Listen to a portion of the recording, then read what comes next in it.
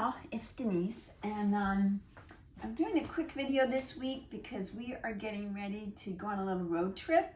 And actually, by the time you see this, I'm already back from the road trip. But I wanted to get something set up before I left so that I didn't leave a Saturday unoccupied on my channel. Anyway, I want to talk about, I'm going to show you a couple of things I did. Little experiments. I like to experiment with things before I actually hit the canvas with it. So I'm going to show you that and how the experimentation ended up with this section of the painting, which really, once this got done, it influenced the whole story of what was going on. So I feel like this part of the painting is like a damask tablecloth. It kind of, that little bit of stenciling turned this tablescape into something a little bit more formal, something a little bit more like a family, special event, dinner, holidays, whatever. In my mind, that's what ended up happening. And if you watched my last video, you'll know that that's why this plate showed up. So this was the pottery, the red pottery that was my grandmother's, and I loved it so much that it was long gone after we're not really sure what happened to it, where it disappeared to, but I loved it so much I went piece by piece on eBay and I bought, oh my gosh, I can serve 16, and each setting has like 10 different pieces. And I don't entertain, but I've got the china and the pottery. And I love it so much. And come on, even the background is part of my color palette. But it was that pop of color. It was a little bit of a disruptor that I really enjoyed in this piece. Not to mention, you know, the family dinners. That was the only time that these dishes came out of the cupboard. So it really, everything was working for me, and I'm gonna just share that little bit of experimentation and how I came up with that finish. Just as an FYI, I don't save these for special occasions. These are everyday dishes, and I get to enjoy them every day. And I highly recommend that. If you have china stuck away in a cabinet and you're not using it, use it. You're really gonna enjoy it every day. So with those words of wisdom, it's good to be back in the studio. It will be good to be back in the studio, but enjoy. And when I show up next week, I'm gonna start redoing some of those pieces that I was talking about a couple weeks ago. So thanks for being here. Bye. Okay, before I try this on my canvas, I want to do a little tester. And I've taken just a plain canvas. I think it's a 16 by 20. And I troweled on the color paint I wanted to use, or that I'm using in my larger piece. But before I jump on and do this on my important piece that I'm working on, I want to try and see if this is going to work and what color I'm going to like. So this method is called Frottage, and I'm just putting a liquidy version of paint. I mixed it with some of my unbleached titanium and a little bit of liquid medium, and I'm just smoothing it out with my brayer. I'm making kind of a mess, and then what I want to do is take newspaper, newsprint without without the print would actually be the best. But I'm going to just lay this out.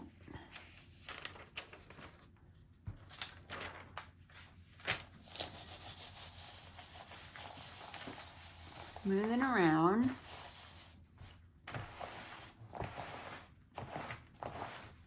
Don't worry about wrinkles and such. Now, I may have made my paint too watery to pull this off. Let me take a peek. I think I made it too watery.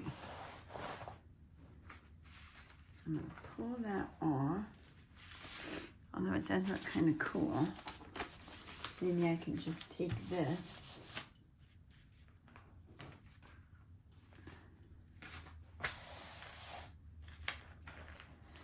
And it just creates some really fun textures.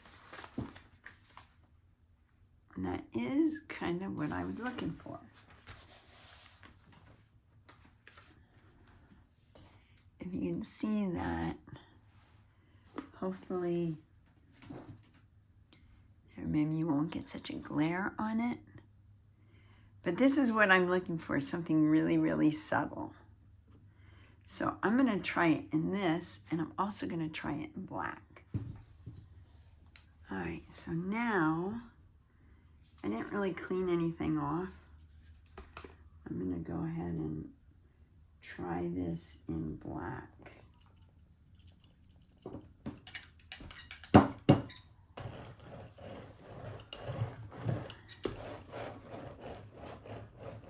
If nothing else, these tester boards will be really kind of cool to work on.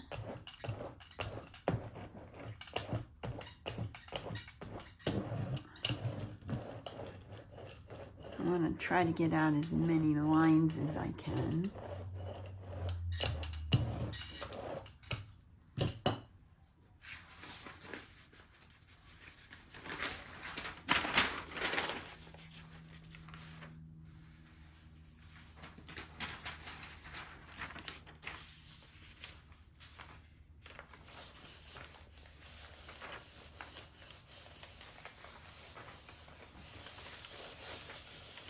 Now you can also do this with plastic and get completely different marks in it.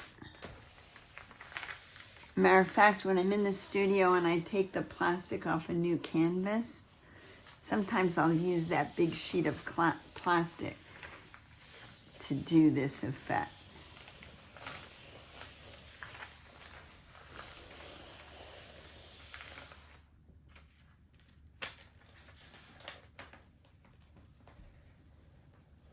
Oh yeah, this is really cool. I may have left it on a little too long.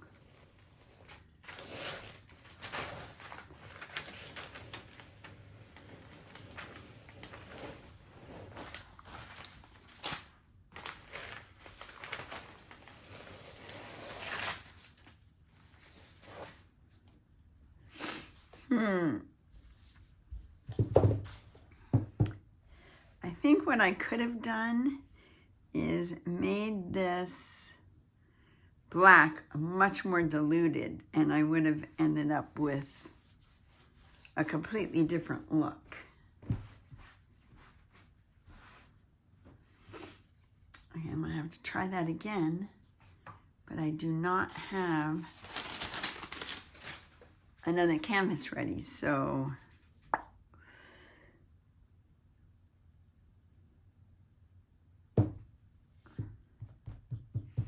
let's see, maybe I'll let this dry and do it again, because this green is the color background I'm going over, and I might end up liking the black. Okay, I'm going to try this again, and I don't have very much paint left. I don't even know if I have enough to do this. If all else fails, I'm going to have a really nice background to work on.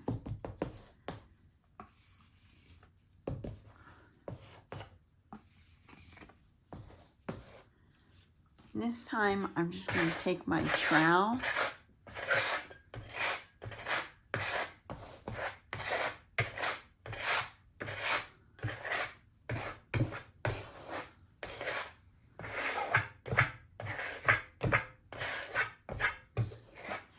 one of my favorite ways to put paint on, because you get a nice, smooth finish.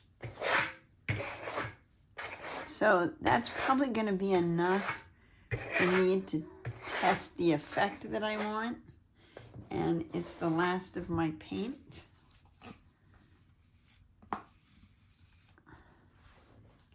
bit over here.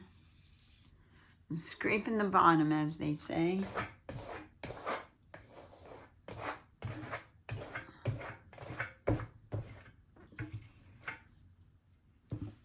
I do have this green gray that is close to the color, not exactly.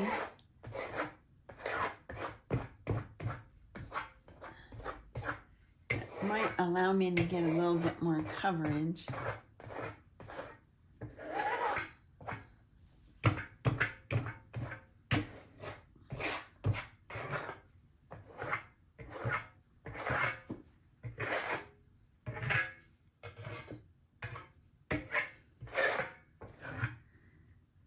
Okay,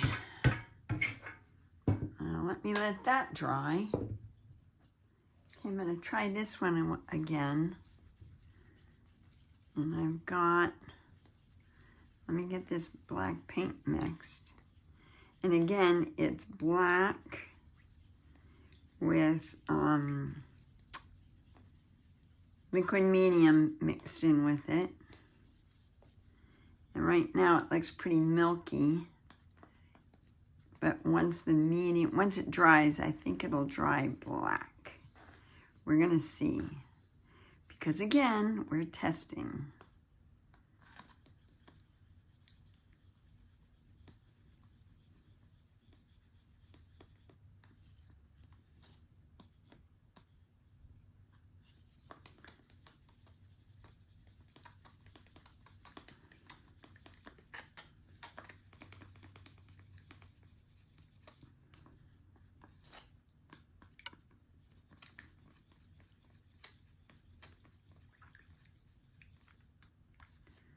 Okay, I think I've got it mixed pretty well.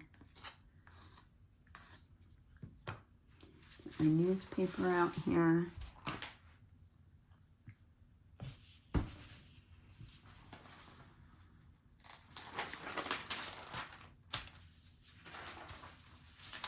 Okay, here we go.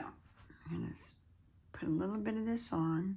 I don't think it's gonna take much because I made it more liquidy.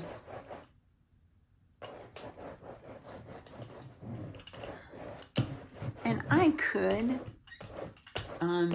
be brushing this on, but I don't really want brush marks.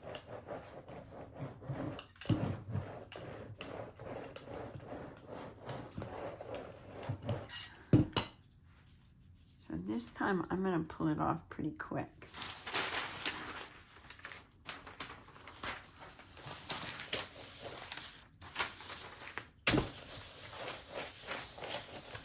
I don't want the paper to stick to it.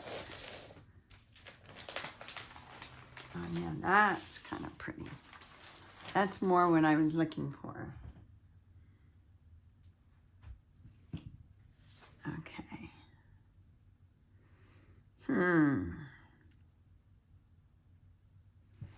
Kind of looks like effect you'd get with a jelly plate. Okay, now I want to try one more thing. I don't know how this one's going to work out. I'm going to try something else. See if I like. This is a really, really old stencil I have.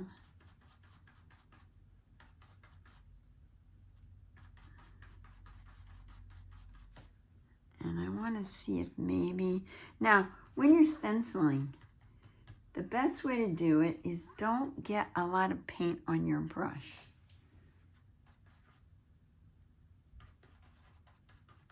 Kind of aging that up a little bit. Offload your brush and then come back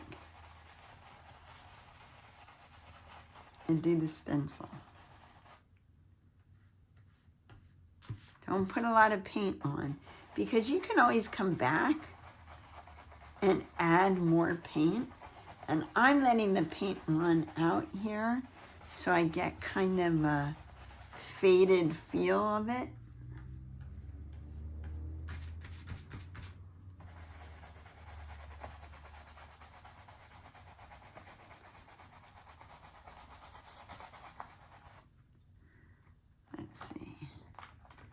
yeah, that's kind of pretty. And I think that might go. Now I want just some of the parchment without the copper added in.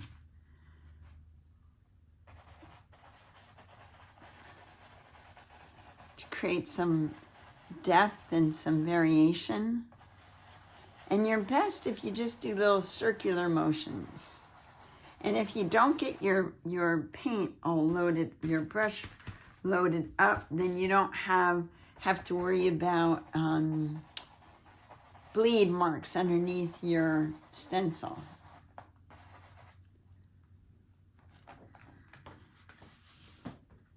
That's kind of pretty.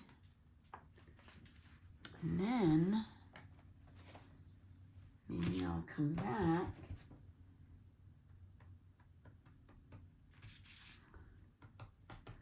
and do a little heavier. I'm experimenting, so I don't know how this is going to turn out, or if it's going to turn out. Kind of want to get a layering effect. Take one of my lighter colors.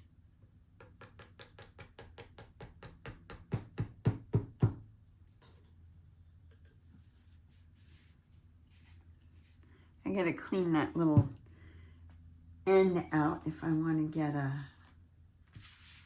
if I want to use the squirter part of it. Okay, now I just want to do a little bit of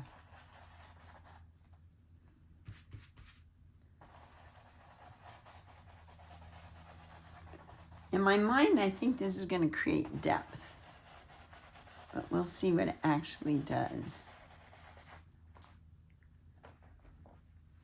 Oh, it does.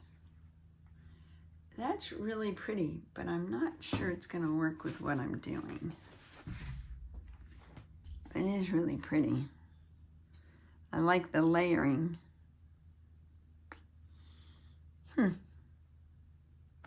to think about that.